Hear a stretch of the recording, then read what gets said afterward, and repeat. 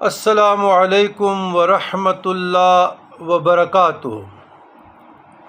اللہم صلی علی سیدنا محمد وعلی آل سیدنا محمد عدد ما فی علم اللہ صلاۃ دائمۃ بدوام ملک اللہ۔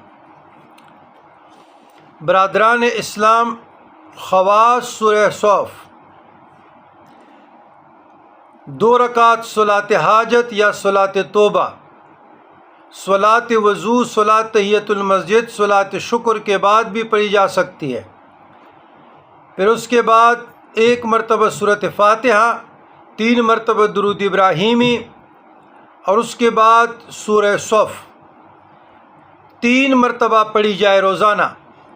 اگر کسی کا لڑکا ناخلف ہو، پنبردار نہ ہو اور برائیوں میں مبتلا ہو، والدین کی اطاعت سے دور ہو، کوئی نصیحت اس پہ اثر کرنے کا نام ہی نہیں لے رہا، تو سورہ صف پڑھ کر اس پر دم کر کے، اس کے لیے پانی دم کر کے برابر 40 دن تک یہ عمل کی جائے۔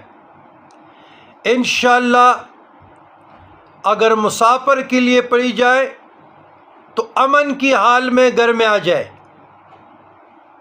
ناخلف کے لیے پڑھ جائے، فرمان بردار ہو جائے، اور اپنے خاندان میں، اہل محلہ میں، گاؤں میں، قبیلہ کے لیے امن و امان کی نیت سے پڑھے تو گھر بار اہل محلہ میں سکون ہو جائے۔